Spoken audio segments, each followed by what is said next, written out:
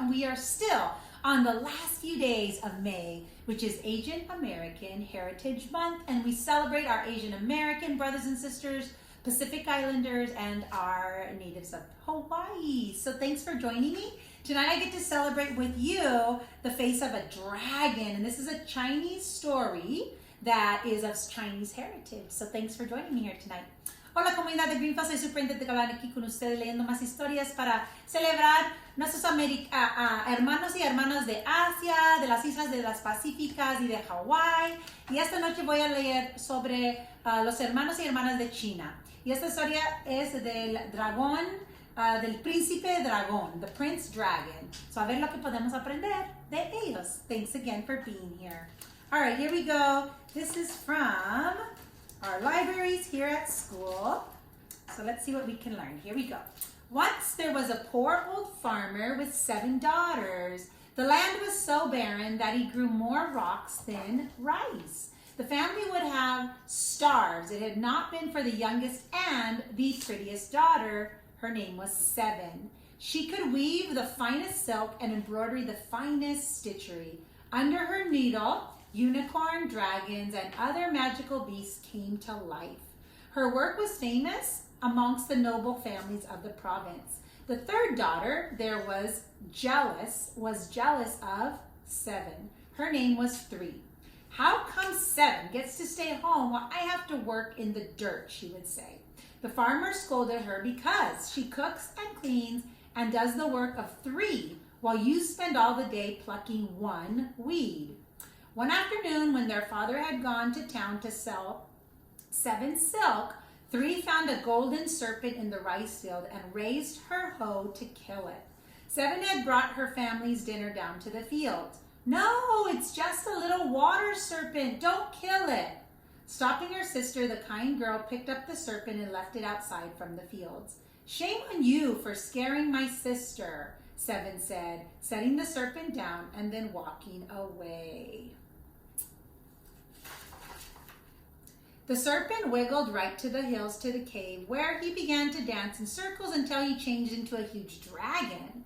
This afternoon, as the farmer returned home, the dragon sprang from the nearby cave and seized the farmer in his paw. Give me one of your daughters for my wife, and I'll give you your life in exchange. I couldn't order any of them to do a terrible thing like that, the farmer cried. Then prepare to die, said the dragon. No, wait, the farmer said. Just then the oldest daughter came looking for him.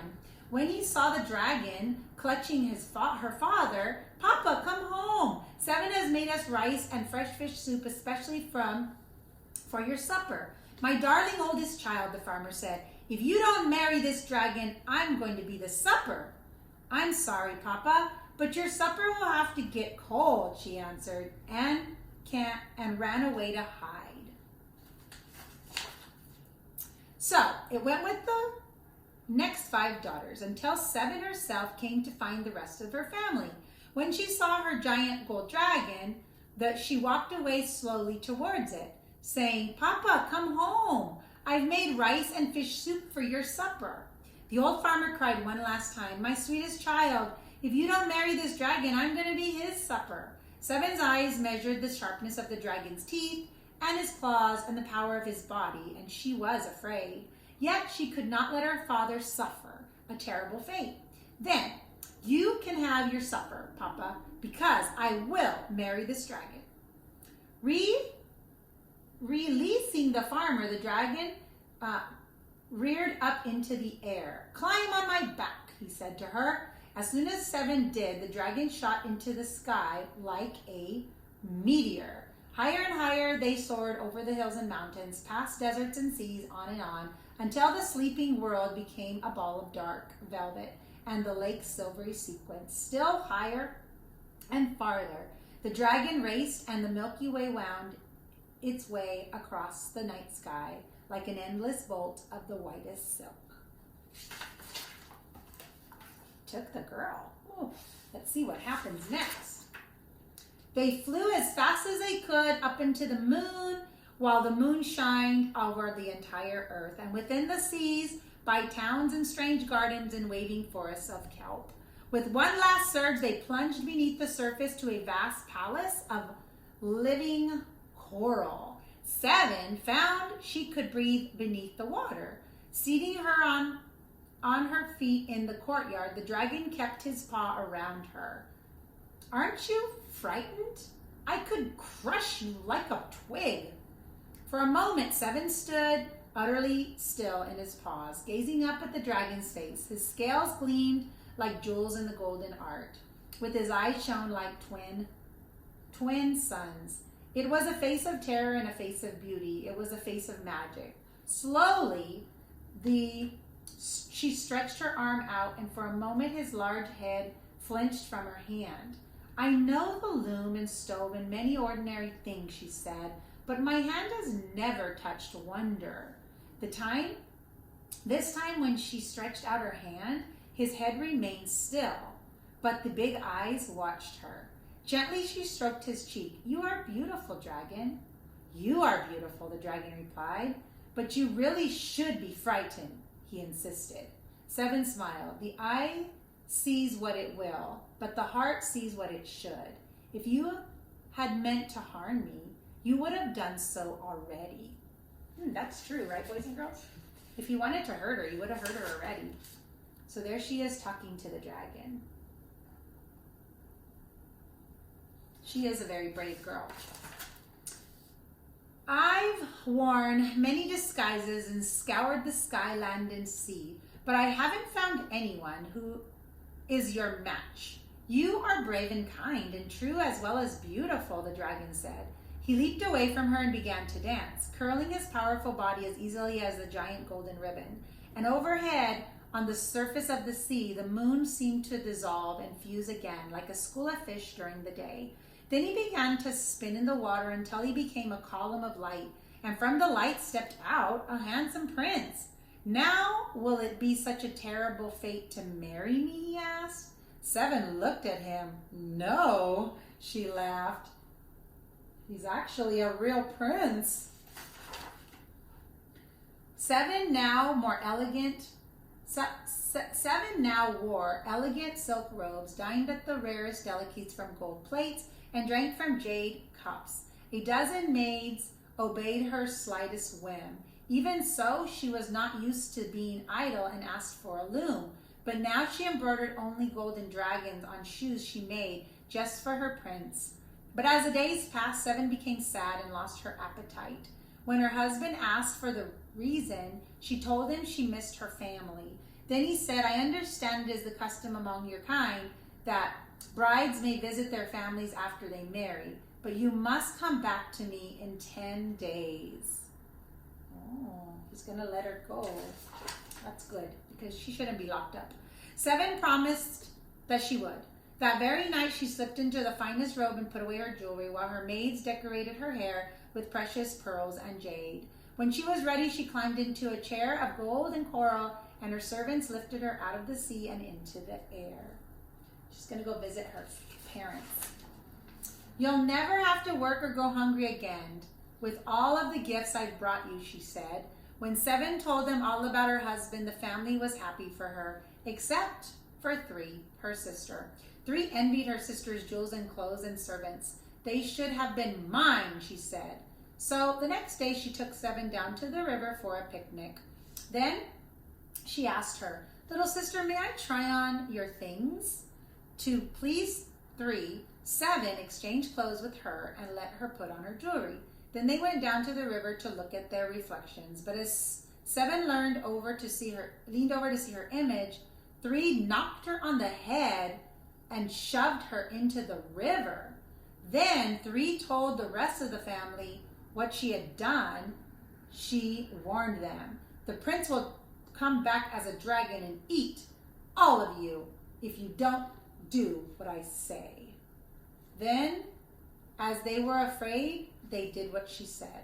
They told 7 servants that she had fallen ill and sent a message to the prince.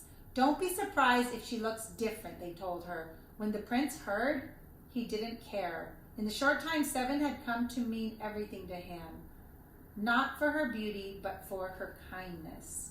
Uh-oh. 7's kind, but 3 is not.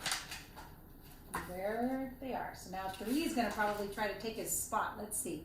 When 3, dressed in 7's clothes, went to the palace beneath the sea, the prince did not say anything when he saw how ugly his wife was now. Oh no. He was surprised, though, when she did not know where anything was, not even her room. She was all thumbs at the loom, and her embroidered stitches were not very nice, and she was clumsy at doing it. "It's the illness," she said. "It's making me forget everything. Why do you pick on me? You're going to make me sick again," she said to the prince. Well, she's not a very good sister, is she? 7 had not drowned down the river. Down the river, an old woman had found her and taken her home. 7 was very sick, and the old woman nursed her for a long time. When 7 finally woke and told the old woman who she was, the old woman smiled. "You're confused, dear. You can't be that lucky girl." She returned to her husband already. To her dismay, 7 realized what had happened and shook her head. "My husband searched the world for someone who would be like me, and yet be like himself he is not. He could not even tell the difference between me and my sister, and my family has betrayed me as well." The old woman felt sorry for 7. "Why don't you stay with me for a while until you feel better?" So 7 stayed with the old woman and wore the silk and embroidered the shoes that the old woman sold in the marketplace. Oh no, and so now 7's living with an old lady, a nice lady, making things, and she's selling them at the market, and nobody remembers or even looks for 7. Meanwhile, the prince searched everywhere for the clues of his lost love. Okay, he was looking for her. One day he happened to pass through the market and saw the pair of shoes that the old woman was selling. Embroidery on the cloth were the giant golden dragons dancing above the waves, just like he had got. Hardly daring to hope, his heart started pounding. The prince bought the shoes without bargaining and then followed the old woman back to her shack. As soon as he saw 7, he rushed inside. "I've been looking for you everywhere." "I wasn't sure," 7 confessed. "I heard that my sister 3 took my place," he smiled, "but not in my heart, which saw what it should. So you will come home with me." "Yes," said 7. And the prince transformed himself into the dragon shape with 7 and the old woman on his back. He flew to his palace underneath the sea. Then they sent the shameful 3 back to her family. And then 7 and the prince and the old woman settled down to a long and happy life together. Oh, that's the way it ends. So let me read that one more time. They sent the shame-faced 3 back to her family, and then 7 and the prince and the old woman settled down to a long and happy life together. The end. That's a better ending, right, boys and girls? All right, so, oh my goodness, that is not good. 3 was super jealous and 7 was not. So this just goes to tell you, wow, there are lots of different people in the world, and this story of the dragon is very much a Chinese folk tale. So thanks for joining me here tonight. Can't wait to read you another story tomorrow night. And as always, sending a great big bear hug from our family to yours.